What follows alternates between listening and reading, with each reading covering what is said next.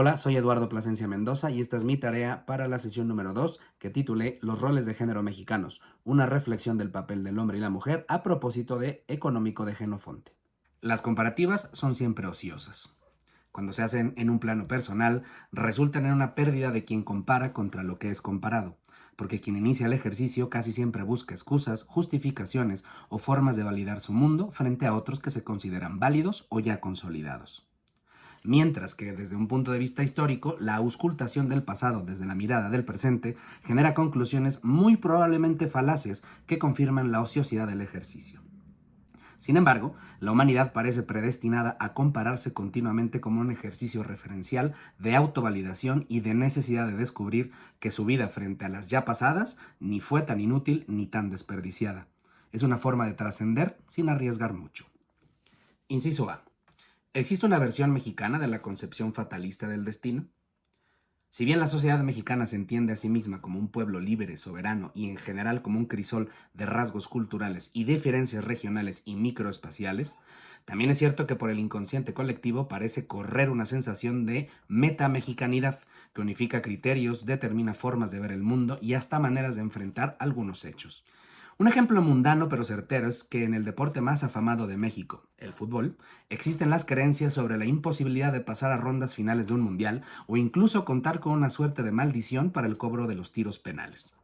Nada más imposible de demostrar en términos matemáticos o sociales. Sin embargo, es una determinante que unifica criterios y que puede desencadenar maneras de comportamiento que al suceder una y otra vez se autoconfirman y permanecen. ¿Existirán esas predeterminantes mexicanas que inexorablemente delimitan la mexicanidad? ¿O hay cosas de las que los mexicanos, aunque su vida les vaya en ello, no pueden librarse y seguirán entonces destinados a repetir patrones que confirmen sus características esenciales y por lo tanto su identidad nacional? En ese sentido, tal vez el destino fatal para el mexicano puede ser precisamente ese, ser mexicano. Inciso B. ¿Existen ejemplos fundamentales o patrones de comportamiento encarnados en personas que sirvan de paradigma de transmisión para los roles de género mexicanos? Entonces, podría hablarse de la posible existencia de mitos, entendiéndolos como historias transmitidas oralmente y que constituyen un basamento de la construcción social, respecto a los roles de la mujer y el hombre como entidades colectivas. Una especie de construcción de héroes y heroínas que se convierten en modelos paradigmáticos que moldean y confirman los espacios, tareas y designios de género. Una suerte de arquetipos nacionales que desde el imaginario colectivo determinan el presente y futuro del grueso de la población y que en muchos momentos de la historia reciente han servido de instrumentos formativos oficialistas conscientes e inconscientes. A saber, la madre abnegada, el hombre proveedor, el soldado bueno, el caudillo, la delita, el luchador social que deambula entre la santidad y la entrega por su causa, el pueblo sometido, las personas humildes y por antonomasia buenas pero ignorantes, el ladino, el doctor, el sacerdote y el profesor como personajes sociales sin roles políticos pero de relevancia y peso social, y el administrador público ladrón que, en contubernio con los anteriores, hace de la impunidad su estilo de vida. Esa colección de papeles es un juego de lotería en el que las características de unos están complementadas, confirmadas y hasta validadas por los otros. Muchos sirven de ejemplo para escapar de sus determinantes personales y otros son útiles como referencia del supuesto deber ser. A veces se percibe que en México la bondad y la maldad están separadas por una delgadísima línea, un sutil hilo que divide lo justo de lo injusto, lo correcto de lo que parece serlo y no lo es, del cielo y el infierno. Inciso C.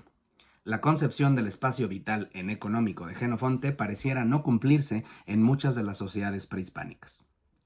Las mujeres precolombinas, de manera general, no tenían un papel inferior o supeditado al hombre. Por el contrario, en diversidad de estudios se reconoce al balance entre los roles de género como una de las principales virtudes de sus construcciones sociales. Mientras estaba claro que los hombres estaban encargados del campo, la guerra y la política, en sintonía con lo expuesto en Económico, el papel de la mujer coexistía en igualdad de relevancia social al ser la encargada de la preparación de alimentos, actividad de fundamental importancia para la transformación del maíz deificado, y de la educación de las infancias tempranas sin importar el género.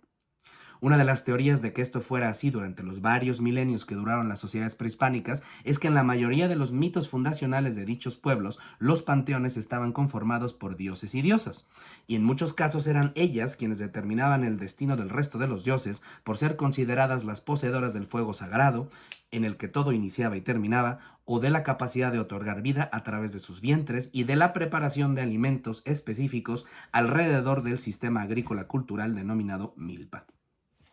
El rol de madre protectora, cuidadora, proveedora de alimento, engendradora de vida y encargada de la manutención del fuego de los hogares, les otorgaba a las mujeres un papel fundamental en la cotidianidad prehispánica, que, si bien es cierto que en muchos casos no cumplía con roles de gobierno, sí ejercía una tutela estricta al interior de las casas, incluso con un papel predominante por encima de los hombres.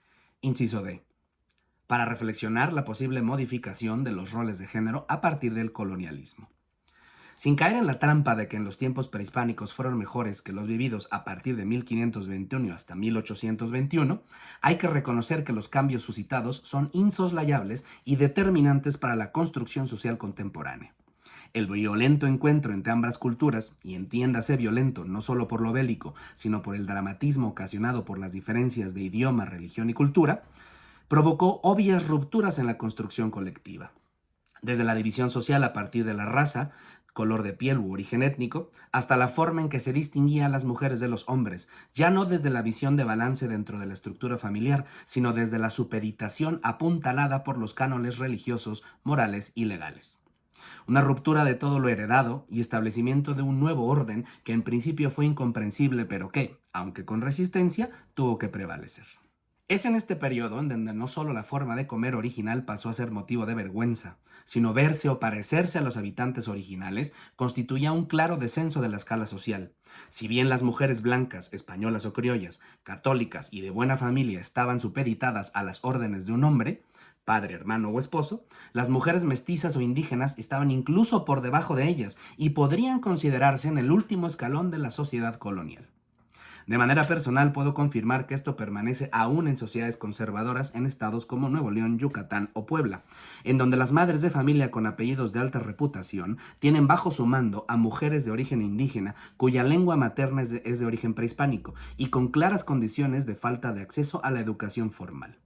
La servidumbre, como algunas señoras aún les llaman a esas mujeres a su servicio, no tienen derecho de verlas a los ojos, y mucho menos atreverse a hablarle a una persona distinta que no fuera su señora. Indecible el castigo que llegaban a darles si se atrevían a dirigirle la palabra al señor de la casa o a alguno de los hijos varones.